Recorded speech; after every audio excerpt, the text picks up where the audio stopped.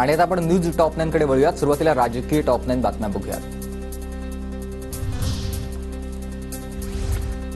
तर राहुल गांधींची जीभ छाटू नये, जिभेला चटके द्यायला हवेत। भाजपचे खासदार अनिल बोंडे यांचं वादग्रस्त वक्तव्य। संजय गायकवाड यांच्यानंतर अनिल बोंडेंची जीभ घसरली आहे। सलील देशमुख मोर्शीमधून निवडणूक लढण्यास तयार। काटोल विधानसभेत अनिल देशमुख यांच्या समोरचा पेच सुटण्याची शक्यता। काटोलवरचा दावा सोडत सलील देशमुख मोर्शीतून लढण्यास इच्छुक आहेत। मुख्यमंत्री शिंदे आणि उपमुख्यमंत्री फडणवीस रात्री उशिरा गिरगाव चौपाटीवर। बाप्पा आमचा स्ट्राईक रेट वरच ठेवतील, फडणवीसांकडून विश्वास व्यक्त। तर सर्वांना सुबुद्धी देण्याची मुख्यमंत्र्यांची बाप्पाकडे प्रार्थना।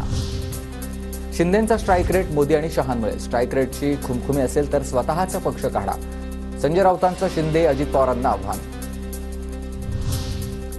मराठा समाजाला ओबीसीमधून आरक्षण दिलं पाहिजे। आम्ही सरकारला शेवटची संधी दिली आहे। पाडापाडी झाली तर बोलायचं नाही। मनोज जरांगेंचा सरकारला निर्वाणीचा इशारा। कुणाचीही दिशाभूल करणार नाही, दिलेला शब्द पाळणार।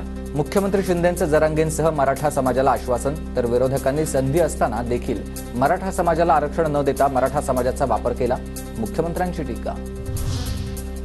सणासुदीच्या दिवशी जरांगेंनी उपोषण करू नये, सरकार त्यांच्या मागण्यांवर पाठपुरावा करताय, उपोषण मागे घ्यावं। मंत्री शंभूराज देसाईंचं जरांगेंना आवाहन। मराठा आरक्षणाचा प्रश्न आपण सोडवणार, सीएमनं भूमिका मांडलेली आहे। सरकार आरक्षणाबाबत सकारात्मक आहे, शंभूराज देसाईंचं वक्तव्य। जरांगेंच्या उपोषणावर तानाजी सावंतांनी बोलणं टाळलंय। उपोषणाचा प्रश्न विचारताच तानाजी सावंतांनी काढता पाय घेतला। मराठा आरक्षणासाठी जरांगेंचं पुन्हा उपोषण सुरू झालेलं आहे।